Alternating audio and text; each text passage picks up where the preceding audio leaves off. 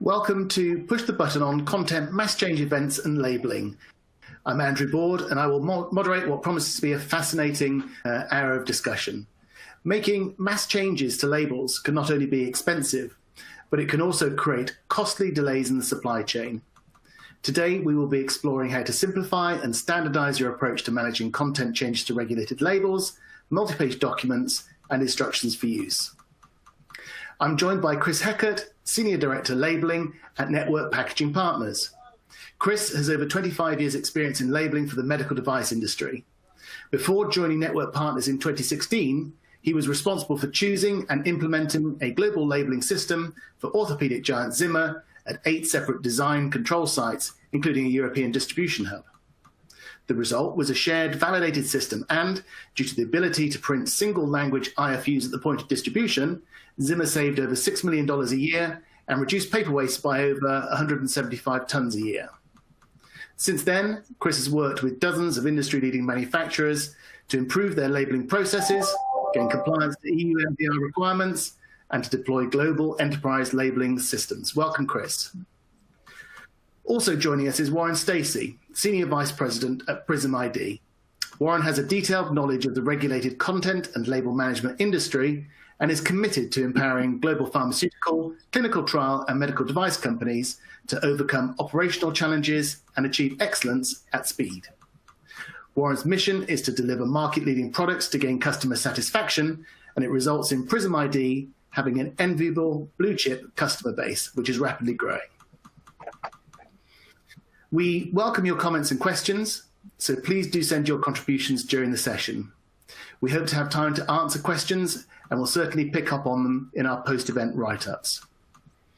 So maybe Chris, then Warren, we can start by discussing what we should be looking for in a GLS application and why mass change should be a huge consideration. Thank you, Andrew. You know, when we talk about mass change and global labeling systems, we're really talking about what's happening in the med device industry. We are operating in a world of constant change, and it's been going on for 10, 12 years. The EU MDR requires that every label that's distributed in Europe be revised. For the last 4 years, we've had to deal with putting UDI on our labeling. Before that, the notified bodies got tougher about making sure we had all the European languages we needed to have on our labels. That was on the heels of the FDA wanting English only under internationally recognized symbols. And of course, that was coincidental with Turkey and Russia wanting to make sure they weren't missing out on having their product descriptions in their languages on their labels. All the while, our packaging, our labeling departments are having to deal with more stuff that is beyond the product label. The IFUs are now required for the EU MDR. We're trying to, we're having conversations with our clients about e-publishing rules around labeling because they didn't have. Some of us are trying to get labels onto patient implant cards, and we're also trying to publish patient information leaflets that are understandable by the layman. And with all of this going on, there's just so much more talk about end-to-end labeling systems, end-to-end labeling processes. So let's take a step back from the systems for just 1 second and tell you right off the bat, your labeling system is one component of your labeling process. The first thing you've got to do is you've got to simplify your labeling development process. You need to identify the label elements that you're going to consider for putting on your labels. You've got to identify the people responsible for those labeling elements, and then you've got to collect them and deliver them to the labeling department. We know that the process should inform the system, but right now the process is informed by the regulations, which is why these global labeling systems that are designed for med device products are ready to use out of the box. They've taken all the requirements and they control your label elements.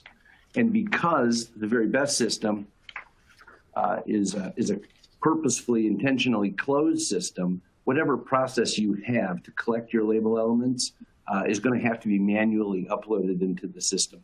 So the process and the systems are available right out of the box. Whatever process you put in front of them will suffice. I'll take the question a little bit kind of further back and the kind of considerations of a GLS application.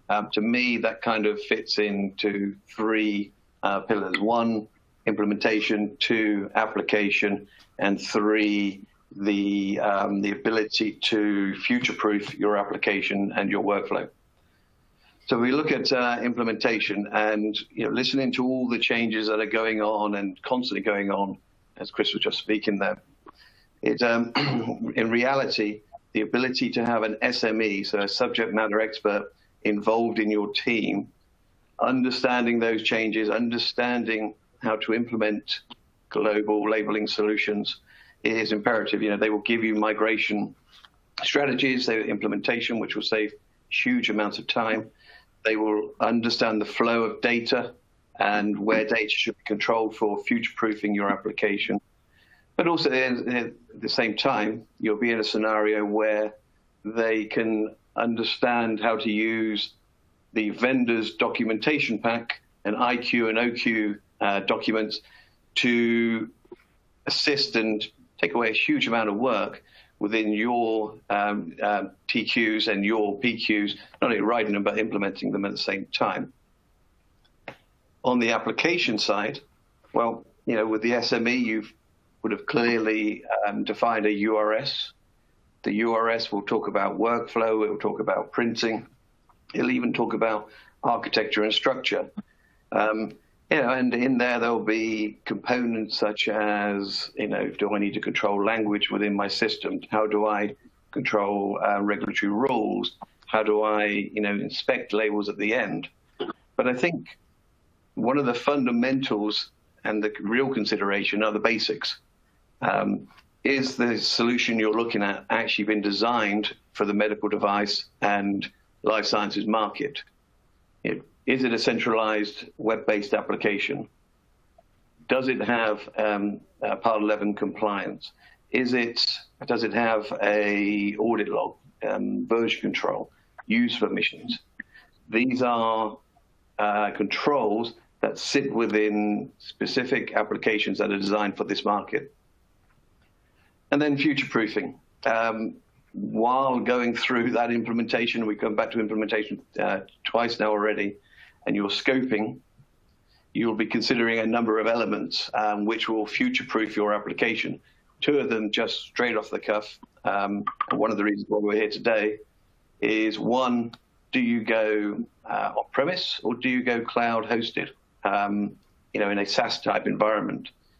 The advantages for future-proofing, depending on what your business strategy is, if I decide to go on a hosted SaaS application, you get away from the reliance of platform obsolescence. So I've got to change my GLS application because the underlying platform is no longer supported. In a SaaS environment, if you go that route, you have the ability, because the vendor will be constantly upgrading the validation packs, to be in line with future state, or current state, sorry. The other side of it, again, and the reason why we're here today, is future-proofing it for change. As Chris was talking there, change is constant. It's the only constant that we have within the medical device arena. And as businesses, we need to be able to react to those, and you need to be able to react to those for speed of market, for risk, removing risk really, and also at the same time reducing that cost. So planning up front, making sure that there's a tight link between data and templates, making sure that templates have ability to see data at all times, is going to really give you huge benefits going forward. So Warren, where can we use mass change? Some people might presume it's mainly about artwork. Well, no, I would just change the terminology slightly. I would go for where used before we go mass change. So if the data is available and visible, and generally that will be kept, managed, but it can be just duplicated within the GLS solution. then you're able to actually use it within labels, within multi-page documents, with IFUs, but also artwork. So artwork, say for InDesign, if your InDesign application is able to see the data that you're using, you're able to then say, okay, where this regulatory change, this image change, this logo change, which templates are actually using it? And the actual canvas doesn't really matter as long as it has visibility of the actual data itself, the underlying data. And that also includes data in its own entirety. So, for example, how you manage languages and phrases. So if you're very much managing your phrases within either a phrase library or a flat database for product translations, if that phrase changes because of regulatory requirements, then you're able to find those where used and actually replace those as well. So, Chris, I've listened to customers. They report that one of their most frustrating issues is actually the scoping of label changes. Is there a methodology that organizations can use to keep track of their labels?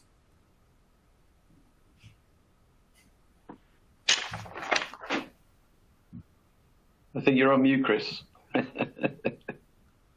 I am definitely on mute. Thank you. It's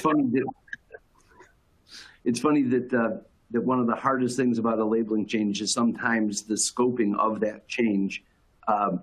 There's really not a trick to it. If you have a global labeling system, you're able to do a where used immediately and scope out anything. You can do, if you set it up correctly, you can do a where used on anything.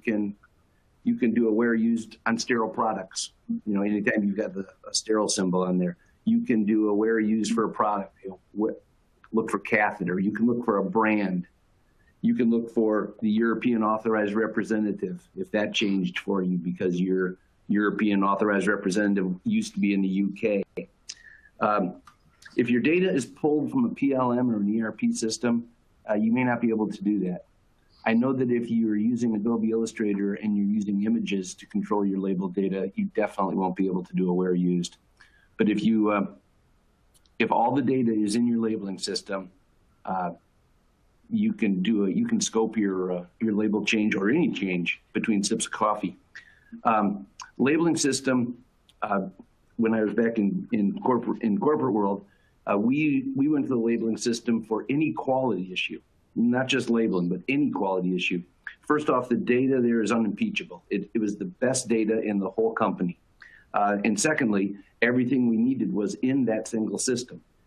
We had a situation once where there was a question about a lot of raw material that we had used, and they came to us. We were able to do a where used on the material field on our label template. So we were able to find where that material was used across all the product lines. Then we went to our audit log, and we knew what date that lot of material had come into production. So we started from that date to the date that the new material had come into a new lot of that material had come into production. And we were able to identify every single box of product that was packaged and labeled over the course of the time where that lot of material was in there. We did that all within 10 minutes. It was unbelievable. A lot of people have a bad time when they have to go to their labeling department for either a label or a question. We were always a pleasant group to deal with because we had such a beautiful database to sort from. Warren, do you wish to add to that at all in terms of the issue around scoping?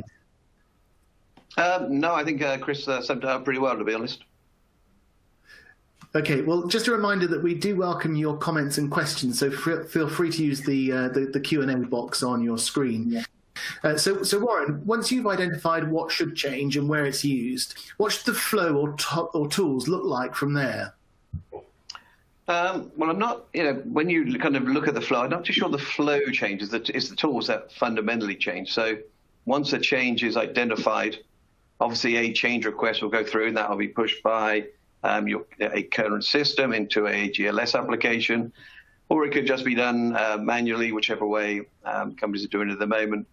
And then you go into a process of where used. So is that manual, electronic, the up-revving of those formats? Are you using naming conventions? Are you using version control within different systems, or are you using version controls within the templates? You then go on to the approval process, and again, companies all act slightly differently, but the process is the same. Is it by email, paper, electronic systems, or automated systems within GLS applications? You then get it approved, and again, many different ways, and then the release mechanism to production and updating the DHF records, for example. So the process doesn't change. It's how you actually get to that point. And I'm going to pull out a couple of elements in there. So where used is probably one of the biggest areas of time and cost savings, but also the biggest area of removal of risk.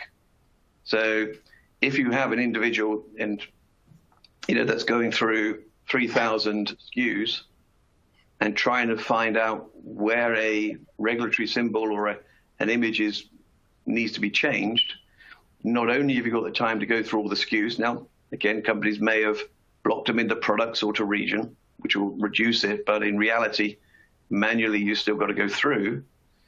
And at the end of that, I found them all. But the question always is, have I found them all? Is there one sitting out there still that I'm not going to find? So using a solution that's tightly connected to data and formats, and they're out there, that allow you to say with 100% accuracy, I found every template or every piece of content that this affects, and not within months, but within minutes. You're reducing the time, cost, and I think fundamentally reducing the risk as well. The other side of it is when you get to the back end of the application, and you're releasing that to production. If you're particularly if you're using, say, naming conventions, how do I make sure that everybody's now looking at the same format? If I've got multiple sites, how do I make sure that everybody is up-rev to the current version? Whereas if you've got a centralized system that's identified the change, if you're able to then mass approve that, rev that up in one go, the end of the batch, or maybe the end of a shift, without even the production line or the distribution center even knowing, they are up-revved. Now, you could have messages that go out to make sure that people are aware, but in reality, you're removing the whole time effort to make sure that actually it's up-revved, and you're removing the risk that the wrong templates could be used. Everything you said is spot on, Warren. I'd like to also suggest we endorse a practice of when you're doing a mass change, we suggest that that's a different type of change notice than just a regular revision of a label or the creation of a new label. If you're going to change everything, what we suggest is to couch that as a separate kind of change that in fact is administrative only. So you get everyone to agree to the change. For instance, we're going to change the notified body number under the CE mark, right? Because we've all had to do that recently. And once everyone agrees that everything with the CE mark and the number under it is going to go from 123 to 8869, we just agree to that, and then we take the power of this validated system, and we find all of the froms, and we make a mass change to the two, and we count on the system to deliver the.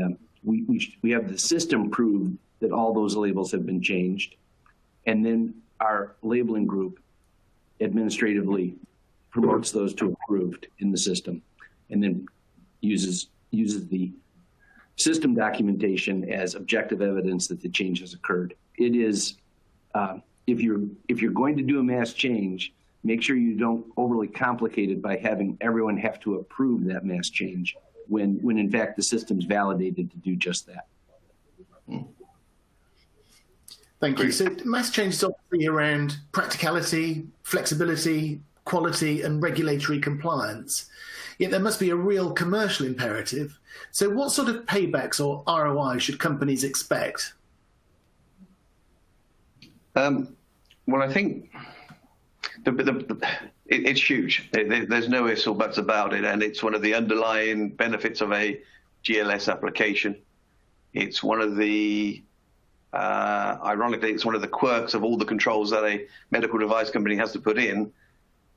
This was something that kind of popped out the other side of a solution and added true value straight away on top of all of the process controls and everything else. The best way I could probably articulate it by giving an example of an application and one of a customer that I knew where they basically decided that they needed to come up with an ROI for their labeling application. They had 17 manufacturing sites. They had 17 separate pieces of software, printing labels and IFUs on top of, IFUs, so InDesign, artwork management, etc., on top of that. And they were struggling to articulate a very clear ROI over IT support, reduction, speed to market, etc., through one centralized system. So they actually targeted mass change. And as they went through the figures, I think it's kind of scared them a little bit because they realized that for every mass change, and they had 4 of these lined up in that particular year, for every mass change, it was costing them $357,000. Now, they had 4 lined up that year, and they were only the ones they knew about. Wrapping that up into a centralized system, reducing the time of wear use, as mentioned before, reducing the overhead of the different systems and the rework. They were able to reduce that down to tens of thousands, and majority of that was their flow for actual approval, ironically. So the ROIs are huge, but the speed to market, the speed of change there was also a huge, huge benefit. But they got sign off, particularly because of that. Great, Chris. Yeah, I'm gonna say the exact same thing Warren did, because you can put a dollar value on how long it takes to make a mass change. I worked with someone, they had 1,000 labels. They got a contractor for 1 year to change all the Adobe Illustrator files. They made the same change on every single label, and it was the cost of a contractor for 1 full year. And then, of course, there was another change right behind it. So that's a very easy way to get your ROI. The one that's more attractive to marketing and is a little more qualitative, it's more difficult to quantify, is speed to market. If you have to have country-specific labeling, and you can't get into a market unless you do, the ability to get into a market before your competitors is huge, especially if there's been a change in the country-specific labeling. I've worked with a company where when they were putting existing product into a new market, it would take them years to get that labeling squared away. And with a global labeling system, you can do it. It's just like a mass change to those products that you're selling in that market. You can do it in a day. So as you're able to get into markets, either emerging markets or existing markets with new product, it's fantastic, which is always a good idea to let marketing. Your regulatory group is going to be the one that says you have to be able to control these changes. So they're important to help you out. But your marketing group will also, when they recognize what this global labeling system can do for you, they will be an advocate for a new system also. So go ahead and get some more cheerleaders and make sure you look to marketing to get a voice behind yours. So Warren, maybe just go into a little bit more detail on that in terms of, what is the process value and what are the benefits in terms of that speed to market, just picking up on what Chris was saying there. Well, the big process value to me is removing that risk. So, for example, if you make a change and you miss and those labels or those IFUs or artwork are not updated and they go out, you've got recalls, you've got returns, you've got relabeling, repackaging, outside of the fact that actually you were trying to speed things up.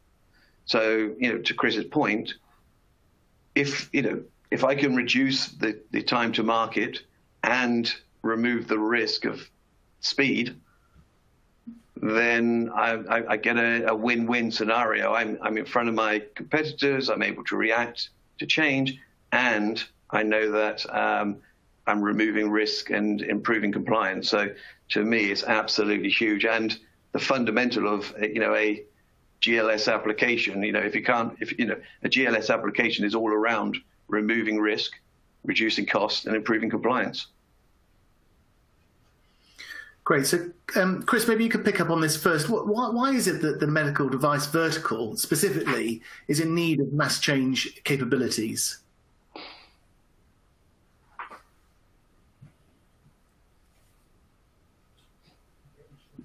You're on mute again, Chris. Okay, that's twice. Thank you. According to the regulatory bodies, it's the label is part of the med device itself, and so we are more heavily regulated than any other industry. You could argue that pharma is, but pharma doesn't use product labels so much as they use carton graphics, right? They're more into artwork. In order to have better outcomes, the EU MDR is putting a lot of extra requirements on us. As countries recognize that manufacturers can do country-specific labeling, there's a lot of national laws that are popping up now. And again, in order to have better outcomes, especially with the product descriptions being in the local language of the country, it's the FDA and UDI. It's just everyone that tells the med device industry what to do is making sure that that labeling is getting hit as often as the products are. Yeah, absolutely. You've got constant change within the medical, as we said earlier, and you just don't see that sort of change in other verticals. Yes, there are some changes with medical device, automotive, electronics, and other industries, but nowhere near the sort of change that the medical device arena needs to go through. And hence, one of the reasons with so much change, it needs those controls in place to make sure it keeps up with application with those changes. Within applications nowadays, there are tools coming through to actually assist organizations in kind of monitoring those. So regulatory rules engines that are coming through into applications that are allowing organizations to change and update the regulation and the rules, and whether it be even just company-specific rules that control and the output for their packaging. So the tools are out there, but they're out there because of the needs of the medical device and life sciences market, where you just won't find that sort of functionality in standard packaging labeling solutions. It's just unheard of. The overhead for those companies is nowhere near. Okay, so this is puzzling then. So Prism ID's current survey shows that nearly a third of med device companies have absolutely no mass change capabilities, and actually only 5% have automated mass change capabilities. If there is such a huge payback, and if there's such a commercial advantage to organizations, why do most not already have this capability in their GLS application, Chris?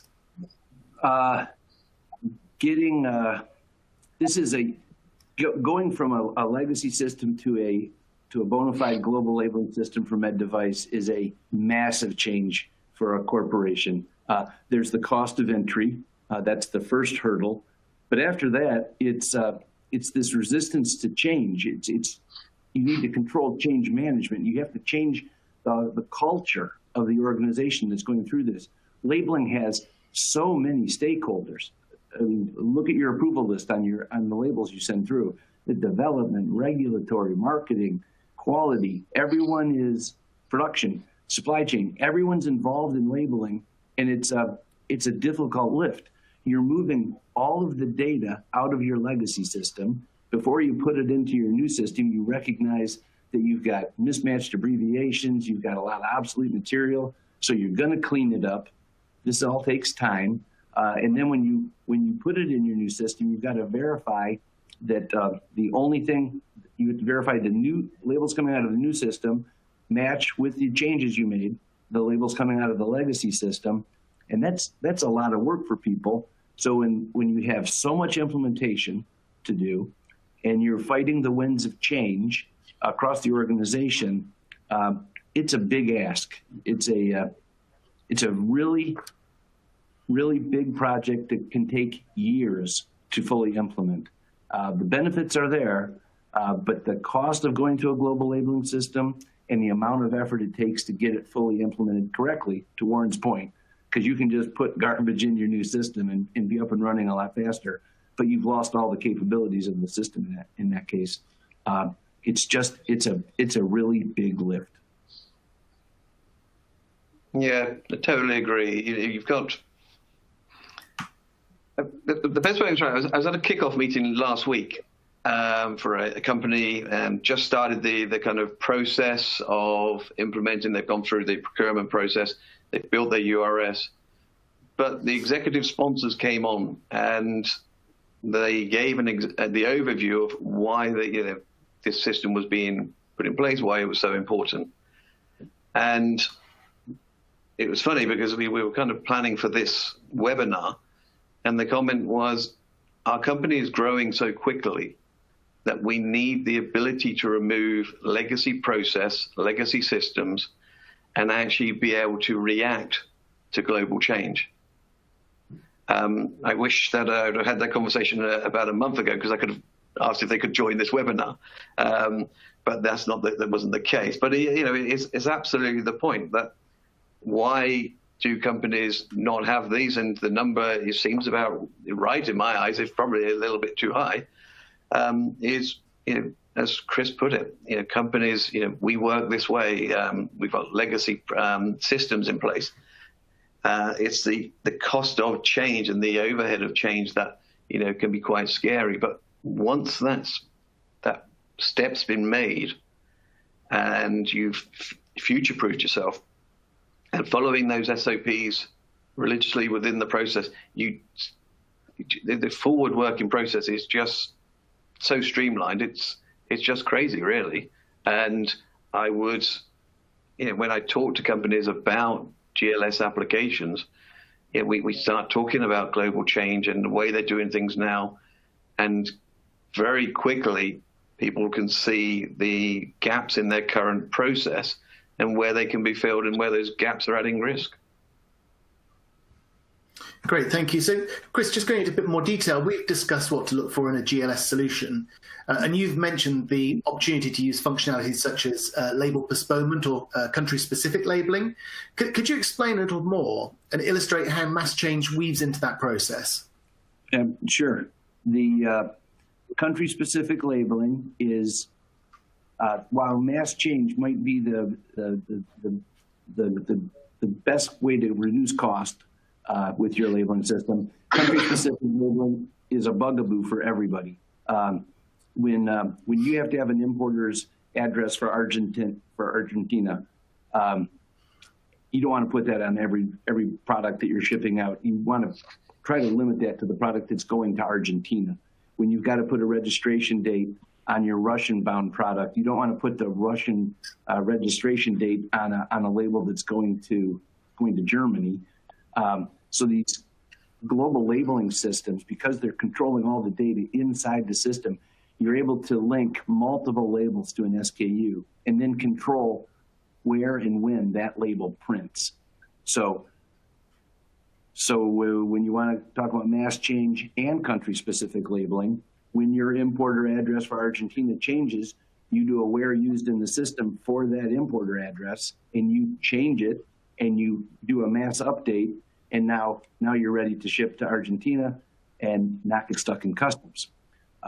When you're going to make a mass change due to your registration date changing in Russia, you look for the old registration date and you up-rev that to the new registration date, and you make those mass changes almost immediately.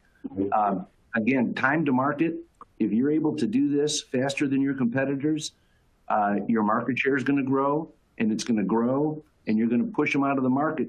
And the only difference between your two products is you have a labeling system that you can do country-specific mass changes on very quickly.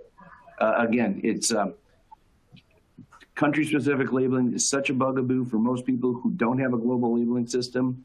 It's the most difficult thing for them to do because they're creating a brand new label. They're storing it in some kind of system.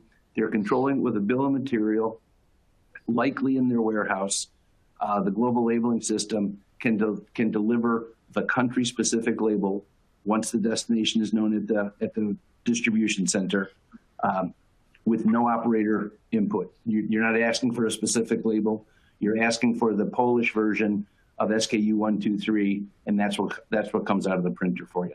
It's the country-specific labeling, I think, is the biggest label postponement for country-specific labeling, I think, is the greatest benefit of a global labeling system. Yeah, it's absolutely spot on. I think in reality, what you have is label changes where you use mass change empowers you to use a label postponement, country-specific, more effectively, really, and with more confidence. You know when you're shipping generic products into a distribution center and it's waiting for its final destination. So you're reducing the packaging.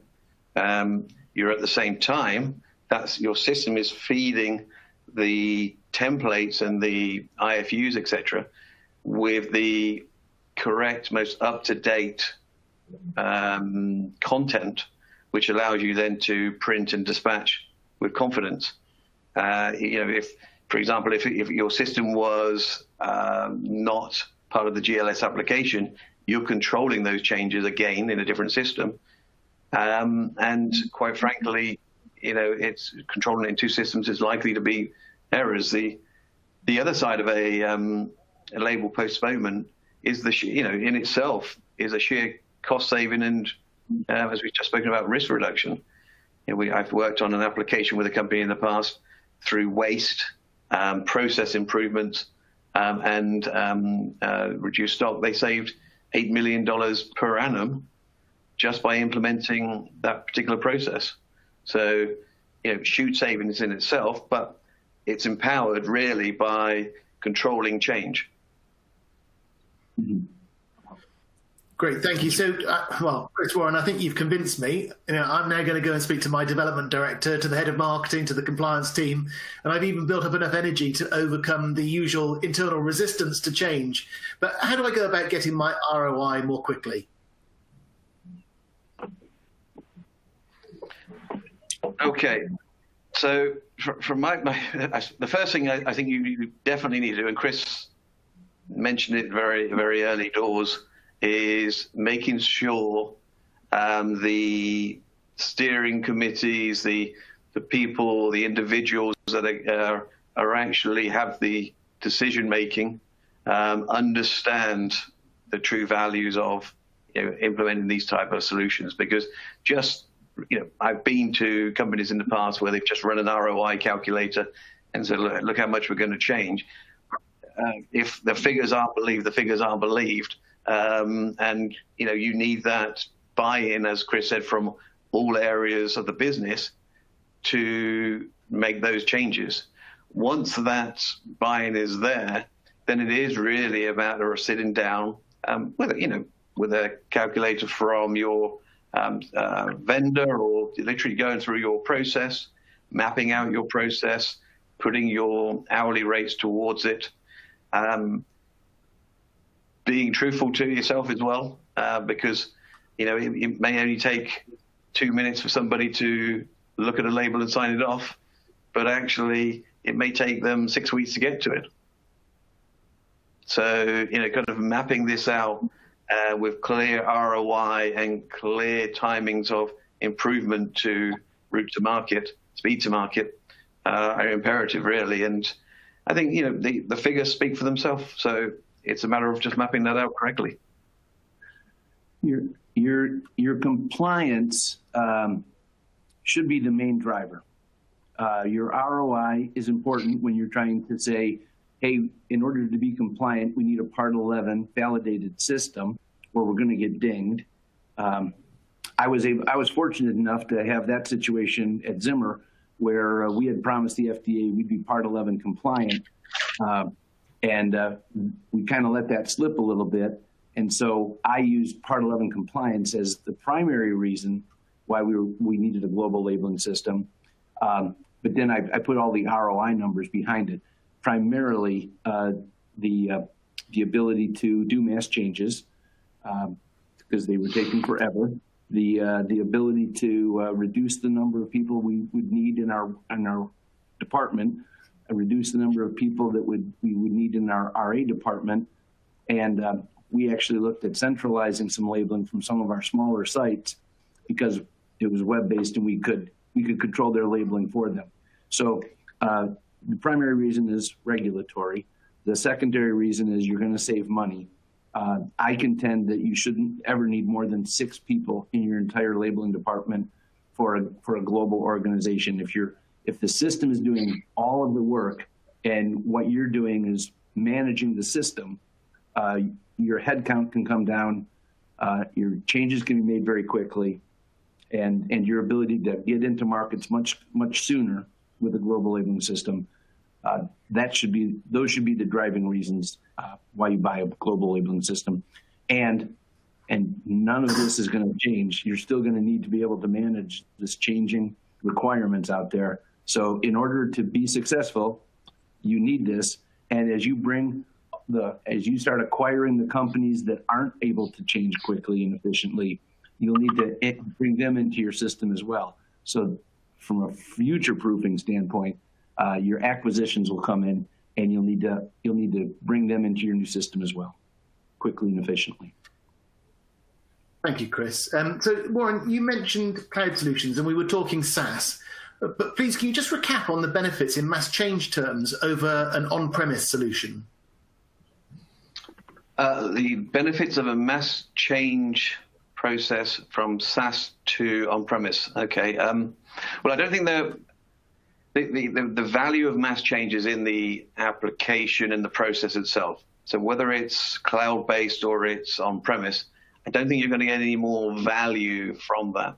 The value for cloud-based, SaaS-based applications is more around a company's strategy, I suppose, and future-proofing your application. So a company strategy may be that I want to reduce my validation overhead. I want to reduce my IT support. I want to guarantee more uptime with less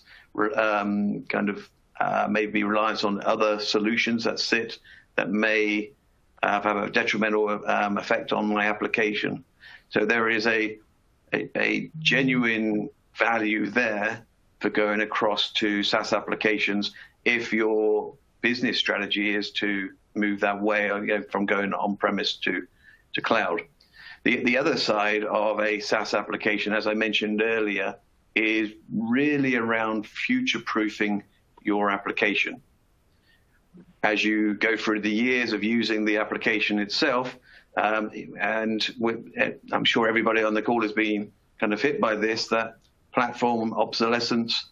I've got to replace my solution because the platform that it sits on now is no longer supported by X. The IE is no longer supported, and I'm forced to go into a change of my application. What SaaS will bring you, and it's the value of it, is actually having the ability to make a change when your business needs to make a change, rather than being forced to. So, the vendors who are supplying SaaS-based applications will be revalidating on newer platforms, which will allow you as an organization to move seamlessly through that progression of their versions, rather than having to up sticks, migrate to another application, and go for all of the things that we've just been talking about again. So mass change is a value in there, but it's, the value of SaaS is somewhere else. I would say for those of you who are unsure of what Warren's talking about, if you're on eBay looking for Windows 95 operating systems, that's what he's talking about. Yep. Great. Absolutely. So we've only got another 15 minutes or so together. So Warren and then Chris, before we go to the audience questions, can I invite you to summarize today's main takeaways? Well, I'll take it relative to the GLS application itself and how that kind of feeds in. But the GLS application, I think in reality, looking at it from an implementation application of future-proofing, you should really be working on the principle of clear objectives, making sure I would absolutely advocate having an SME brought into the teams who's implemented these solutions in the past, knows the pitfalls, knows the different vendors that are out there and the strengths and weaknesses and how you can interact with them as organizations. But then really planning for that future state. Do I need to have inspections, vision systems at each printing point? Do I need, and how do I use regulatory rules engine? How do I work my workflow? How does that interact with my PLM solution? So these individuals in that upfront planning are going to be hugely beneficial. Global change, if implemented correctly, and that's the caveat I always put in there. I've been in applications where speed has been more important than future value. And so, we're pushing all of our current formats. Don't worry about it. We will update all of those later on going forward. And I can pretty much guarantee that that application never really achieved what it should have done. As Chris said before, if you push X in, X will come out. So, kind of making sure that you've run through the implementation and keep to the original plans and objectives. And from there, the future-proofing will come in itself through mass change, through, if you do change from a on-premise to a SaaS applications, it will be dragged through and you can future-proof your application. And also I would suggest, look at companies and organizations that are specializing and have systems developed specifically for medical device and clinical trials, pharmaceutical, et cetera. Thank you, Warren. Chris? I'm just a big fan of global labeling systems. As we mentioned in the beginning, your labeling system's got to be designed to accommodate changes. That's if your label system isn't that way, it's going to slow you down and it'll hurt your company. Mass change is the most efficient and cost-saving feature of a global labeling system. It's the easiest thing to point at to say, it takes me this long to change a label and this long to get that label approved. You can do that with a couple of keystrokes. It's a tremendous cost savings. Postponed labeling, as I mentioned, for country-specific labeling, is a game changer when it comes to speed to market. We help people push their postponed printing of labels into their distribution centers, into their warehouses. They scan the product label. The destination-specific label comes out. They put it on the box. They scan the label that they just put on. It acts as a line clearance. That product that your distribution center is picking once every 2 weeks for Poland gets put on a pallet and off it goes. And it's fantastic. And I've seen no other way to manage country-specific labeling without a couple of CAPAs a year, without a global labeling system. And then managing your label content inside your system is paramount. Warren mentioned it. You can control some of this label content in your PLM, your ERP, but you have to manage it inside your labeling system. That labeling system has got to be protected for any outside manipulation. Once there's no manual processes that are touching that data, your label system is validated to print out the label that you need when you need it. and that's where you're able to reduce the number of people in your labeling group. You don't need to update any bills of material. Your country-specific labeling is coming out. You can make these mass changes without worrying that you've done it incorrectly because no one else is touching the system. Your labeling department becomes more of an administrative office than an executive office, but that's fine because your labeling department becomes SMEs running this incredibly powerful system. And lastly, and I mentioned it before, when we go into a client, their labeling department usually at this point has a black eye. They're seen as the people that are always late in getting their labels done. It takes months and months to get a label made, months to get a label changed. Your labeling department with a global labeling system becomes a jewel in the crown of your company. You've got the best label data. You make the fastest changes. No one's ever waiting for you, and the field actions are gone, and the inefficiencies are gone, and your speed to market is phenomenal compared to your competitors. I'll leave it at that. I'm a big fan of labeling systems designed specifically for med device to manage this data. Great, thank you, Chris. We've had some really good questions in as well. Is mass change well tested and documented? Warren, do you want to start? From the organizations that we've been dealing with, absolutely. It's been around for quite a while. Even going back to older applications where you wouldn't have been able to automate the where used. I've been in organizations where they've been acquired and their change process, this was a company over in Ireland, the change process for them was going to take around 4 weeks to up-rev all of their labels and IFUs with the latest and greatest logos and addresses. And the other companies that were required were taking between 12 and 18 months. So again, getting that data and those templates working closely together is, it's not new, but it's not well used, as we saw from our survey. Indeed. Chris, what's your experience?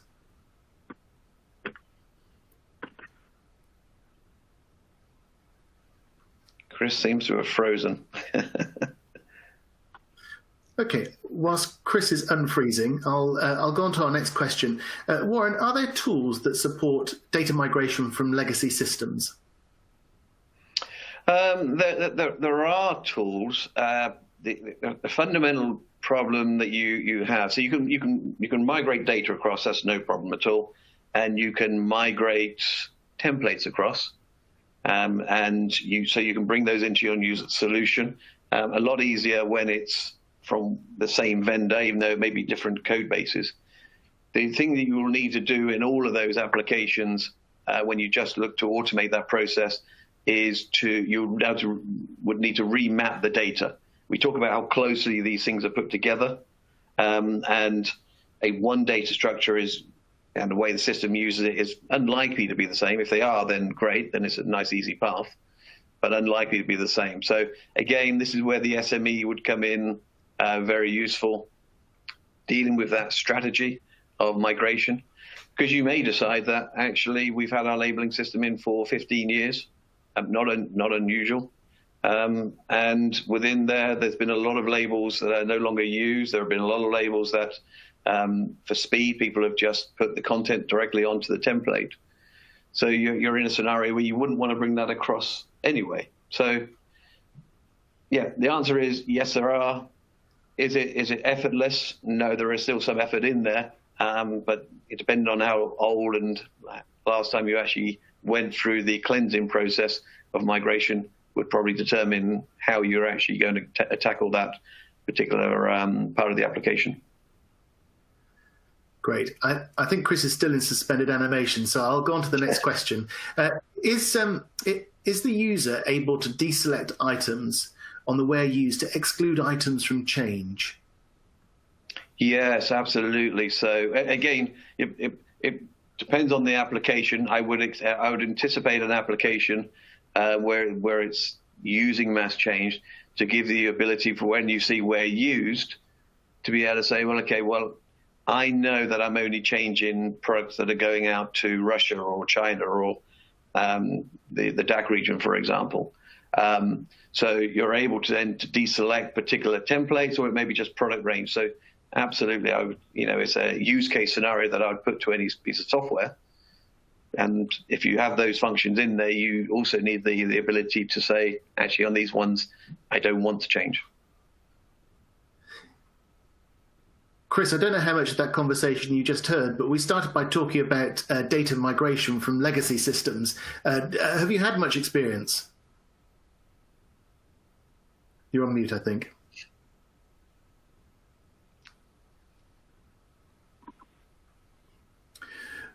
We can't hear you, Chris. We can see you, but can't hear you. I'm going to go on to the next question. So actually, we'll go back to the survey.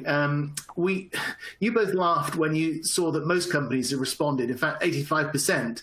So they reckon that the change to labels or SKUs takes a month or shorter to effect. What's your experience in terms of the time that it does take?